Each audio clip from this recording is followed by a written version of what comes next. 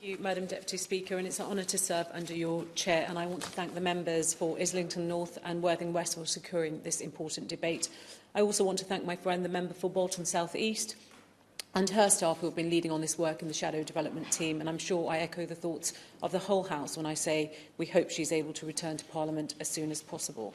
The contributions here today have been thoughtful and well-informed, and I want to thank all those who have taken part, and especially the organisations who work on these issues on a daily basis and have provided vital briefings.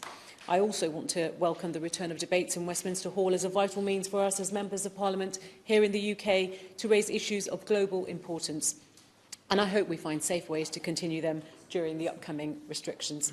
My right honourable friend, the member for Islington North, made a powerful speech reminding us of those fleeing their homes, those internally displaced and living in refugee camps, which have become a long-term placement for so many. And he rightly says that the plight of refugees seldom gets the coverage it deserves. And the member for Poplar and Limehouse talked about gender-based violence, which was so important and something I'm going to touch upon in my speech. And my right honourable friend, the member for Strangford, reminding us of the impact of COVID on refugees who are already facing very difficult and, in some cases, inhumane situations. And I thank him for his contribution in raising the ICG case by the Gambia of genocide and challenging us all for speaking out on crimes against humanity. Since the eruption of violence in 2017, the Rohingya have faced a series of life-threatening situations, and COVID-19 is just the most recent. Many have faced a lifetime of discrimination, ethnic cleansing, enforced migration, and years in unsanitary and crowded camps. I commend the UK Government for the work it has done to provide some immediate humanitarian aid, but we all know that there is much more that could be done in both the short and long term to provide sustainable solutions. It is a tragedy, though, that despite it being more than 3 years since the mass exodus of the Rohingya fleeing persecution and oppression in 2017, the international community is still having to provide them with immediate life-saving humanitarian support. And this is a situation we need to take a long, hard look at to learn from mistakes and rectify them so we are not here next year and the year after having the same debate. It is estimated there are still 600,000 Rohingya people in Rakhine State. Of those, around 130,000 are confined to arbitrary and indefinite detention in heavily restrictive camps, and the camp's inhabitants face significant constraints on healthcare, food and shelter, growing restrictions on humanitarian aid and freedom of movement. A recently published report by Human Rights Watch documented Rohingya being killed simply for breaking curfew. And where they are not in detention, they face discrimination and segregation. As the COVID-19 pandemic has further increased restrictions, the impact on minorities and upcoming elections in which most Rohingya are prevented from voting or running for office are likely to further increase tensions. So can the Minister tell us what progress he has made in lobbying the Myanmar government to end the arbitrary detention of the various ethnic minorities in what are in effect mass prison camps? And what steps has the government taken to ensure those living in the camps have access to humanitarian assistance? For the hundreds and thousands who have fled that oppression to Bangladesh, the situation they are facing is also of grave concern. 860,000 of those million refugees currently reside in Cox's Bazar district, in some of the most densely inhabited land in the world. The Kutupalong refugee settlement is the largest of its kind, with more than 600,000 people living in an area of just 13 square kilometres. This number of refugees will be a struggle for most countries, and for Bangladesh it has been no different.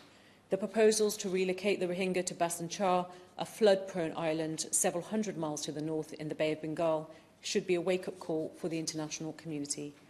After being taken from a distressed vessel in May, 306 refugees were transferred to Bhasan Char, which at the time was described as a temporary measure in light of COVID-19 restrictions on the mainland.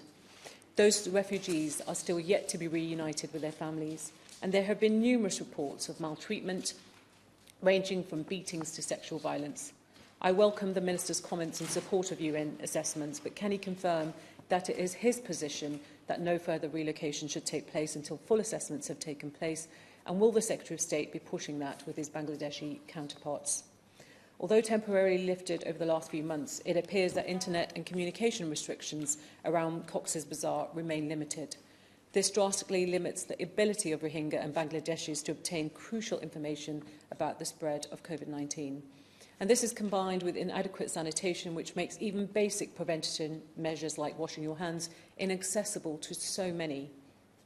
We've also received reports that a number of humanitarian organisations are experiencing growing problems in acquiring visas and work permits for international staff.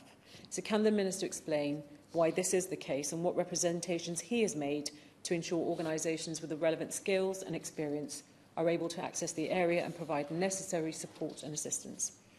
In such cramped conditions, the spread of any virus is extremely likely, and concerns have been raised about the accessibility of tests and the reliability of the COVID-19 data. With community transmission clearly apparent in the refugee population, the WHO has emphasised that the highest priority must be increasing the rate of testing. So what steps is the government taking to encourage the end of internet restrictions and to support aid agencies and the government of Bangladesh to increase the availability of tests across the region? And can the Minister also tell me whether UK aid funding to support the Rohingya in Bangladesh is protected from any cuts to the ODA budget in both this and next year's budgets? Looking at the wider picture and moving beyond humanitarian assistance, it's vital to ensure that we do not have a lost generation in these camps. Over 326,000 Rohingya refugee children are in dire need of education. Earlier this year, UNICEF was coordinating work by humanitarian agencies to introduce a pilot and a new curriculum to 10,000 students. This pilot was placed on hold when education was categorised as non-life-saving by the government of Bangladesh's Refugee Relief and Repatriation Commissioner. This allowed learning centres to be closed so as to prevent the spread of the virus. More than 6,000 learning spaces in Rohingya refugee camps were shut down, depriving 325,000 children of the already woefully limited learning opportunities available to them. Failing to provide children with educational rights traps them in a cycle of poverty and massively reduces any hope that they may have of leading independent, fulfilled lives. So what steps is the government taking to improve educational access and quality in the refugee camps? Trafficking, child marriage and unpaid work that women and girls are being forced to take has all increased during the pandemic. And vital services, including sexual and reproductive healthcare, have been cut back, with gender-based violence services deemed non-essential and either stopped or reduced at a time when the need for them is acute and growing. Intimate partners perpetrate 81% of gender-based violence in the Rohingya camps, and 56% of incidents are physical. As lockdowns have left refugees confined to their homes, women have been afflicted by what the International Rescue Committee has termed a shadow pandemic of gender-based violence. So can the Ministers tell us what progress has been made in pushing the government of Bangladesh to provide support to those suffering from gender-based violence and to empower women to take the key choices about how their communities move forward and receive aid? And can the Minister tell us what specific actions he is taking to ensure tackling gender inequality remains a key priority of the FCDO, and in particular explain what steps he is taking with regard to the Rohingya to ensure no one is left behind? All of these issues need tackling now, and supporting efforts to slow the spread of COVID-19 and overcome it must only be the tip of the iceberg of support that the government must provide to tackle the wider social and economic damage which the virus is causing and exacerbating. While a safe, secure and voluntary return to Myanmar must remain the objective, even if repatriation were to begin immediately, analysis by the United Nations Development Programme indicates it could take between 5 and 13 years to achieve full repatriation. Our government is in a unique position to display the moral duty and global leadership required to support the Rohingya and to find ways to reach the solution of a return on the Rohingya's terms. But that cannot be done until the Myanmar government ends the arbitrary detention of the Rohingya in camps and recognises them as full citizens. So can the Minister therefore update us on what steps he has taken to place diplomatic pressure on the Myanmar government on both fronts?